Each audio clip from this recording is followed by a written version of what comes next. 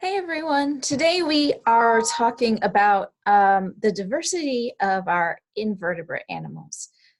In our last lecture, we talked about why having high rates of biodiversity is so important to a healthy ecosystem and a healthy planet, and ultimately a healthy us. So these next two lectures, we are going to talk about some of the diversity of animal life on our planet.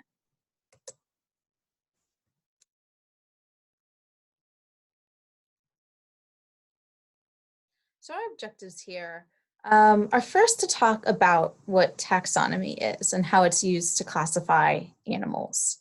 Then we're going to talk about some different groups of invertebrates. We're going to talk about how we end up organizing our invertebrates into these different categories. So to begin with, as biologists, we really love to put things in categories. And there's a whole discipline that's dedicated to this called taxonomy. So this is the ordered division and naming of organisms. And taxonomy was first created by Carl Linnaeus. Linnaeus was actually a botanist, but he devised the system for grouping different plants in a related fashion. And we still use the Linnaeus system today.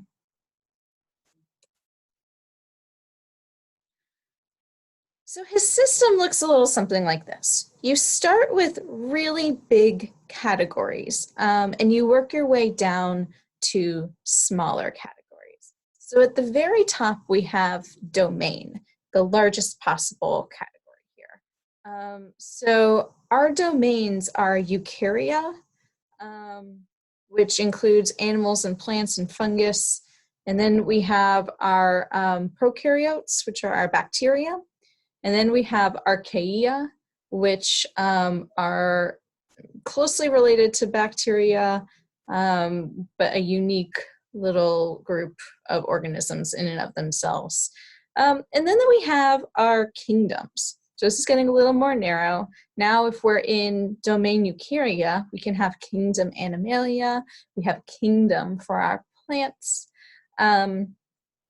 Phylum is the next step lower. So this is going to be, if we're in kingdom Animalia, now are we talking about some invertebrates? We're talking about vertebrates. And I'll show you a picture in a minute that goes through some of the biggest phylums. Then we go to class, order, family, and the very bottom is genus and species. So you will have to commit this hierarchy to memory. And there's a number of different ways that people have created mnemonics to remember these. Here's one. Does Kanye prefer cats over furry green spiders? The classic one is, does King Philip come over for good sex or spinach or spaghetti? So let's look at this in an example of an animal. So our gray wolf. This diagram doesn't show domain at the very top, but we're in domain eukarya. And then our wolf falls under kingdom Animalia. You can see when we look at it in the kingdom, there's all kinds of different animals in that kingdom. You have some sea sponges over to the right there. You've got fish. I believe you have butterflies, butterfly. You have all kinds of different animals there. And then we go down one more level to phylum Chordata, which is our vertebrate animals. So you can see that we have lost things like our sea sponge there. Maybe some others. I have zoom controls covering half of that diagram. And then we go into class Mammalia. And we've lost things like our bird and our fish. We've lost the shark there too. One step lower, order Carnivora, our carnivores. We've now lost our porpoise, we've lost the vole, we've lost the skunk, we've lost our bat. Into family Canidae, now we've lost the bear and we've lost the cats. Into genus Canis, where we've lost the fox, until we finally get down to just species, which is Canis lupus, our gray wolf. So that genus and species component is used whenever we're talking about animals in a scientific fashion. And this is called binomial nomenclature. So it's two-name system, basically.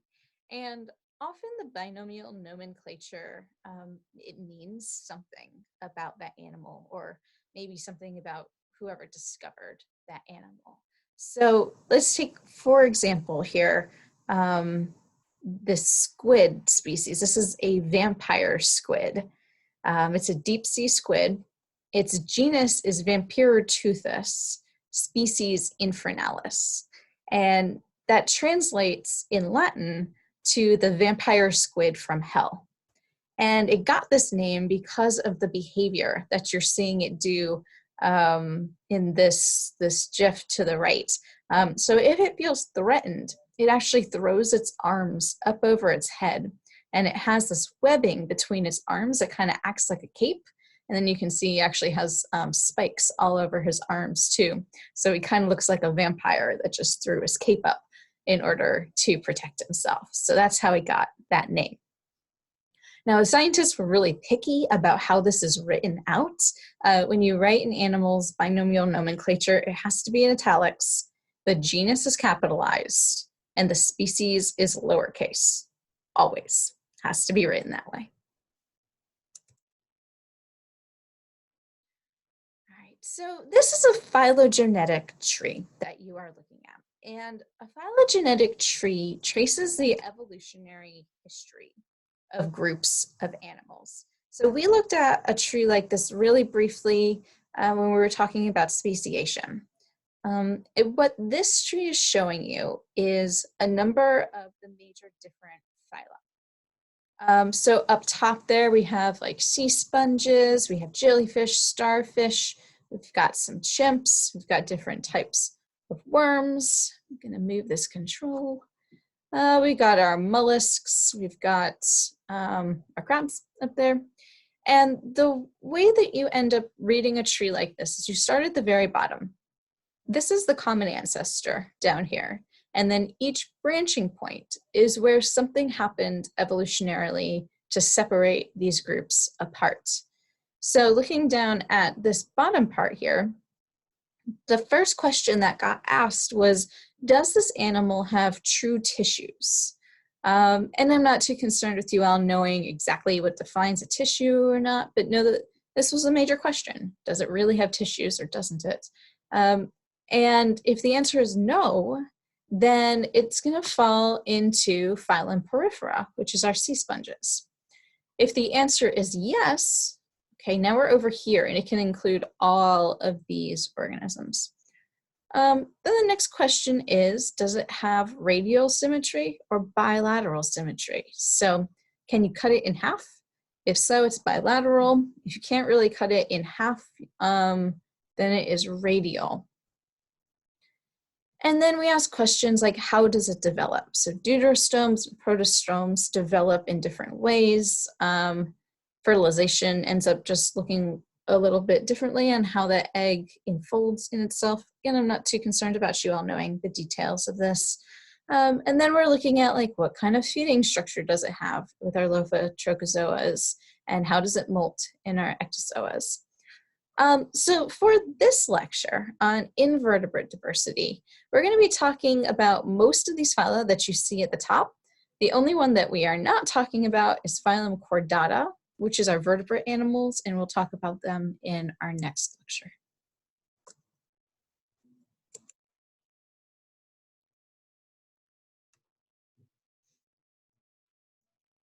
So it's incredibly important to realize how wonderful and diverse and crucial our invertebrates are to our ecosystems. And that's because they are actually like 97% of the animals that are on the planet. They tend to get overlooked because they're small, they're creepy, and they're crawly. Sometimes they bite us, and we don't appreciate that much. But they play incredibly vital roles in keeping our ecosystem functioning at a maximal level. So we're going to spend today just appreciating our invertebrates. So the way I'm going to go through this lecture is starting with our most simple animals and moving up to our more complex animals. So the very most simple animal that exists is a sea sponge. And these guys are phylum Porifera. So they fit the defining features of being an animal, which is that they're eukaryotic, they're heterotrophic, and they're multicellular.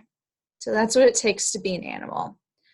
But these guys don't have true tissues, so that makes them a little bit different than the other groups of animals we're going to talk about. Our sea sponges are all aquatic. There are no terrestrial sea sponges. They're also sessile, which means that they are going to settle in a place and they're going to spend their entire life planted to the earth in that position. These guys are called phylum Porifera because their body is lined with pores. And inside those pores, they have these cells that have flagella, which are little tails on them. And those tails are going to help to actually move water through the body of the sponge so that it can get nutrients and it can get oxygen. We see sea sponges of all kinds of different beautiful colors, and they often have symbiotic relationships with cyanobacteria, and often dinoflagellates as well, which that's what this image is down here, dinoflagellates. And that's what's going to give them these really beautiful colors that you see when they're healthy. So our sea sponges can get quite large. This is a big old barrel sponge. And what's going on in this image here is that some fluorescent dye was injected along the bottom of the sea sponge, just around the water. And these cells that are lining the pores of the sea sponge are pulling that water into the body of the animal and pushing it out through. So this is so you can visualize that water that's moving through the animal's body. All right, so our next group of animals is phylum Cnidaria. So phylum Cnidaria includes our jellyfish, our sea anemones, and our corals as well. So these guys are a step beyond our sea sponges evolutionarily because they have true tissues. And that term diploblastic, it means that they have two layers of tissues in their bodies. They're radially symmetrical, so they're round, and you can divide them up in multiple fashions. And you can find them in two different body forms. You can have a medusa form, like the one up top here, or you can have a polyp, which is what our corals are and what our sea anemones are. I remember in Chasing Coral, they spent some time really talking about how polyps make up the animal. These guys do have a digestive system. It's very simple. Things go in and out of the same hole, but they are getting nutrients through that fashion, through an actual gastrovascular cavity. They also have a really, really simple nervous system. They don't have a true brain. They have what's called a nerve net. And this is, it's good enough for what these guys do. It allows them to sense light and dark. It allows them to right themselves if they're put in the water upside down, and it allows them to swim. So our Medusa cnidarians, they're going to swim via jet propulsion. So they're pulling water into their body, and then they're ejecting it out of their body. And it turns out they're actually incredibly efficient swimmers, with just this really, really simple nervous system. And phylum Cnidaria is famous for being able to sting you too. Any of you have ever been stung by a jellyfish? It sucks, it hurts. And what's actually happening is they have specialized cells in their tentacles. These are called nematocysts. And this is a nematocyst before it's triggered. It basically has this little harpoon within the cell that's just like waiting to be touched. And once it gets touched, it ejects out this harpoon into its victim. And then to top it off, it ejects venom into them as well. So that's why the sting ends up really hurting. It's that venom. Also, it's a myth that you can pee on a jellyfish sting and it'll make it feel better. It won't. You'll just like really embarrass yourself and whoever you're peeing on. So just use some salt water to rinse off your jellyfish stings. And we, of course, already talked quite a bit about our corals and coral bleaching that's happening as a result of changes in ocean temperature as well as ocean acidification. All right, so our next group is our flatworms. This is phylum Platyhelminthes. You guys probably know of some of the members of Platyhelminthes if you have any animals, and we'll talk about those in just a second. But some of the defining features of Platyhelminthes is that this is the first group that shows bilateral symmetry. So now we're talking about animals that you could cut down the middle and have symmetry on either side. And this is a really important moment in evolution because once you're bilateral, that means now you can start to have a head. And when you have a head, you can start to have a concentration of sensory organs. So these guys have a really simple brain called ganglia. They have eye spots to help them detect light, and they're going to move with their head leading when they're in locomotion. They do have a nervous system as well. So these are nerve cords that are running through their body, not too dissimilar from our spinal cord. They have an excretory system, which means now they're able to like deal with water and nitrogen in their bodies. And mostly these guys are going to be parasites. Not all of them are parasites. So of this phylum, these are just 3 examples of classes. Class Turbularia are our freshwater planarians. These are these guys over here. These guys are not parasitic, and they're actually really cute to look at under microscopes. We have class Trematoda, which are our liver flukes. So these are guys that you would want to be careful about if you eat pork. If you don't cook pork properly, you can end up with an infestation of Trematoda. Another class is Cystoidea, which is our tapeworms. These are digestive system parasites. Again, if you have pets, you're probably deworming them for tapeworms. If you're ever visiting a third world country, you need to be a little bit careful because you can pick up different types of parasites if you are not accustomed to that environment. All right, so our next group is also worms, but they're a different kind of worm. So this is phylum Annelida. These guys are another step forward in evolution because they have what's called segmented bodies. So if you look at this earthworm, each of these little white lines that you see on their body is segmentation. And within that segmentation, you're going to have all the different components of the animal systems that it needs to survive. So you have musculature in here, you have nerves in here, you have muscle in here. I think I said muscle twice. You're going to have all the things that this animal needs to function in each segment. We also find setae on our annelids. These are tiny little hair bristles that help the animal to move. So if you were to pick up an earthworm and run your fingers down it one direction, it'd be nice and smooth. If you then ran your fingers in the opposite direction, you would feel these little hairs all over its body. This is also the first group of animal that shows a closed circulatory system.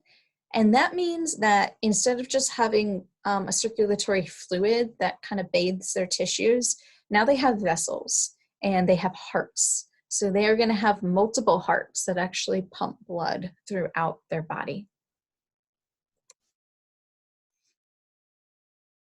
Of our annelids, there are these 2 classes. We have class Polychaeta, which are marine worms. And this is a marine worm up top here. They can actually be extraordinarily beautiful. There's all kinds of like plumage with these guys that helps them to swim. They can be really bright, beautiful colors.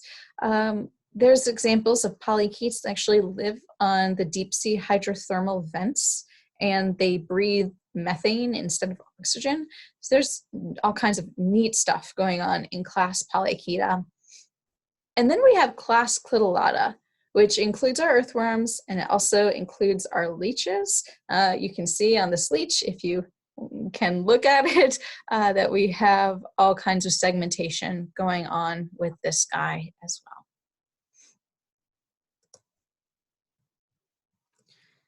All right, next phylum is phylum Mollusca.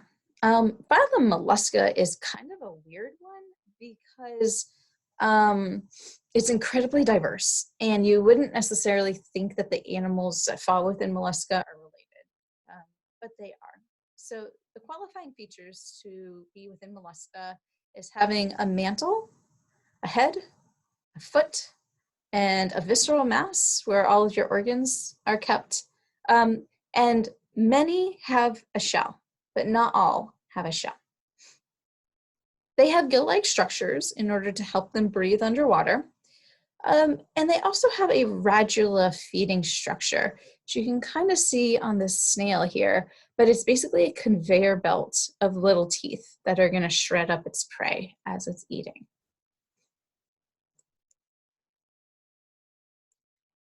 In phylum Mollusca, we have class Bivalvia, which are all of the animals that have two shells enclosed. So these are our clams, our mussels, our oysters, scallops are in class Bivalvia.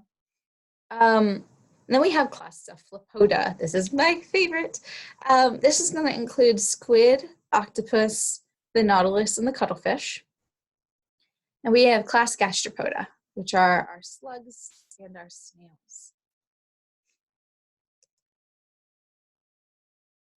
So class Cephalopoda probably gets the most attention of phylum Mollusca, and that's because there's a lot of lore that falls around squid in particular. So this is a picture of a giant squid. They do exist. They're huge. The females can get up to being 40 feet long if you stretch out their tentacles. This particular individual isn't very healthy. You can see all this white. This is tissue damage. We don't have a ton of footage of giant squid because they're deep sea organisms and they're really elusive. It was only a few years ago that we got the first footage of an alive giant squid, and even that is just a real brief snippet of him just grabbing some prey off of a lure.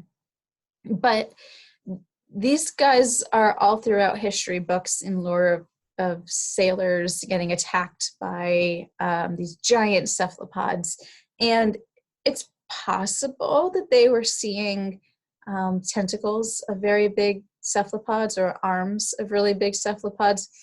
Pet peeve of mine here.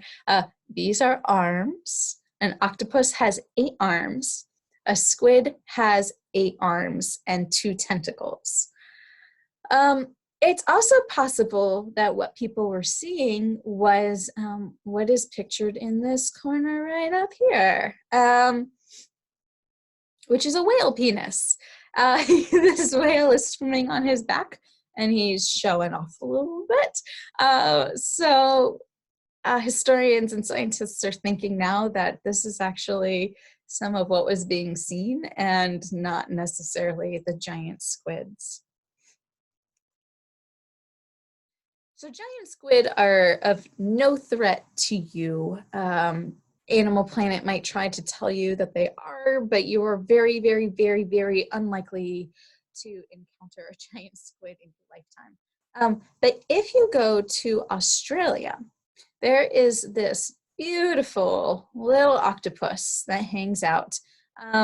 This is the blue ring octopus. Do not pick it up. If you ever see a blue ring octopus, these guys are extremely venomous. So one octopus has enough venom to kill 26 people. I hope that this human survived to tell the tale about being a dummy who picked up a blue ring octopus. If you ever see these for sale in a pet store, Holy cow, do not buy them. They are incredibly dangerous. So our next group here is phylum Arthropoda. Phylum Arthropoda is the biggest phyla of all of the phyla. There is a really wide range of animals that falls within phylum Arthropoda. So here's some of the defining features of this group. So they're found almost everywhere, all over the planet. They have segmented bodies as well. So you can see on this guy, we have that segmentation happening.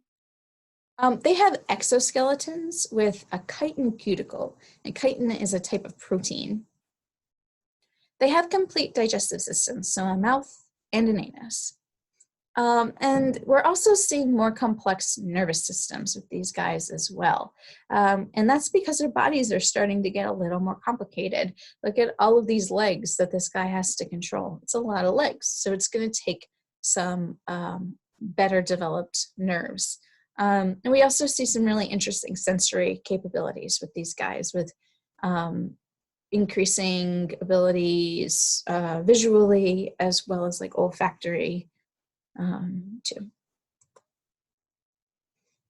So phylum Arthropoda is so big that it's actually split into subphylum.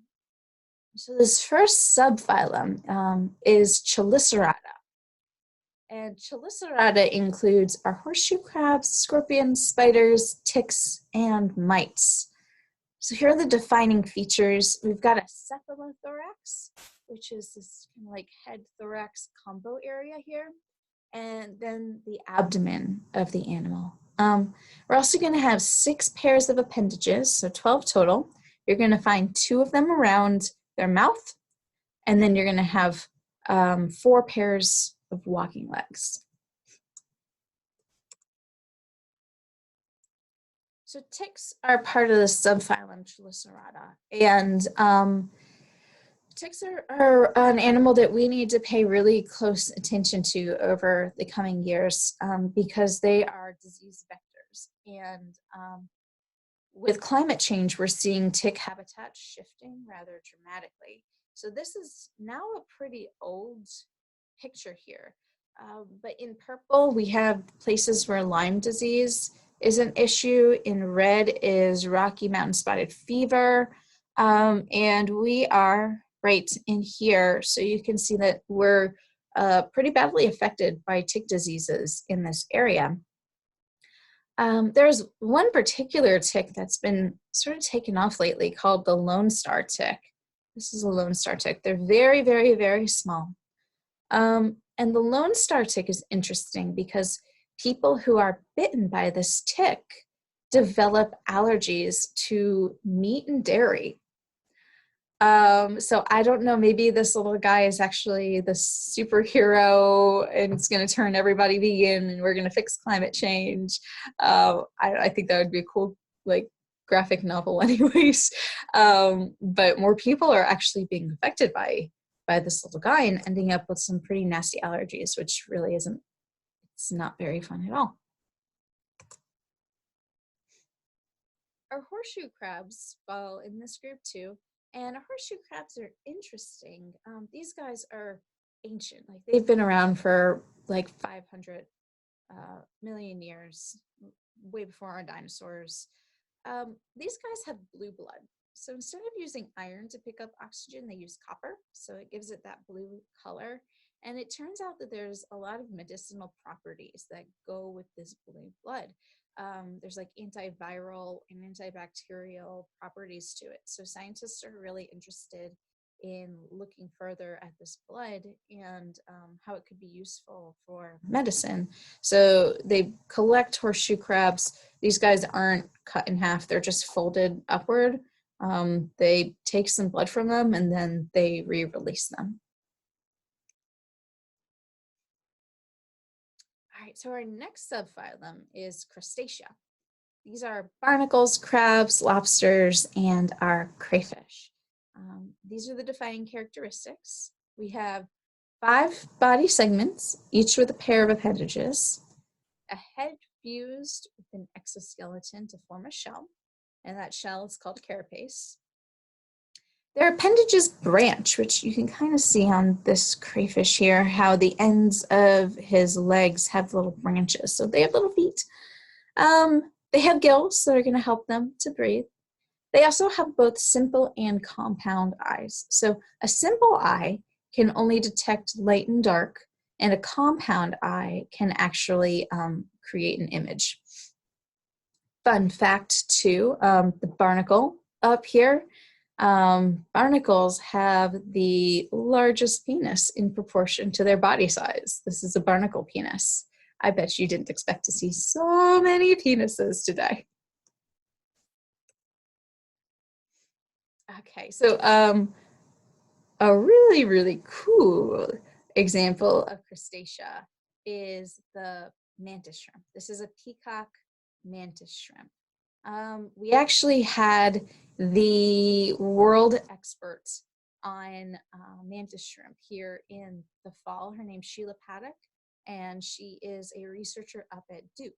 And it turns out that our mantis shrimp have one of the fastest movements in the animal kingdom. So I have this brief 3-minute video. I'm going to go ahead and show you guys so you can see exactly how nuts this little mantis shrimp is with his biomechanics.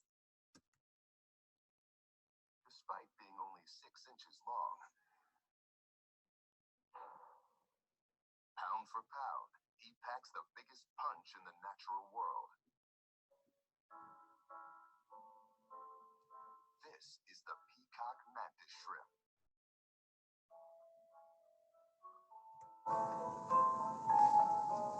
He's actually neither a shrimp nor a mantis, but stomatopod just doesn't have the same ring to it.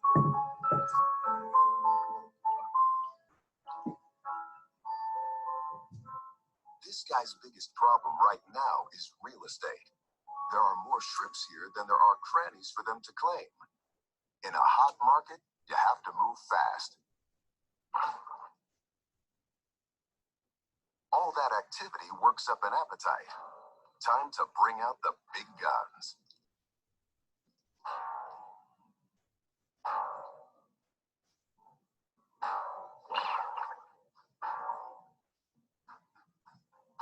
He's armed with the most sophisticated vision of any predator on Earth and the fastest strike.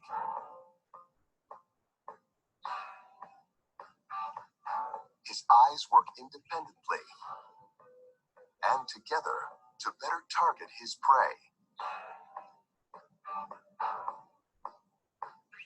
These eyes detect more colors than any creature on Earth and see polarized light.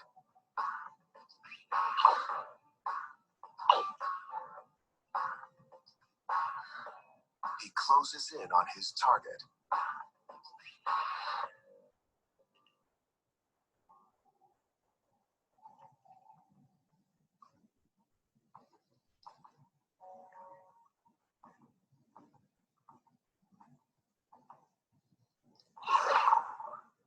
The mantis unloads the ace up his sleeve.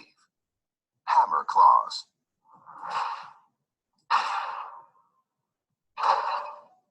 His spring-loaded clubs strike 50 times faster than we can blink.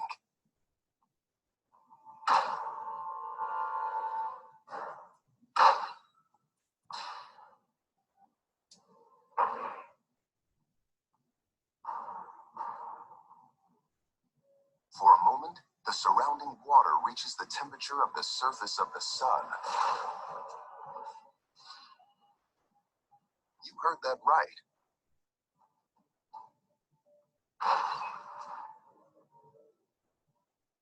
This crab is toast.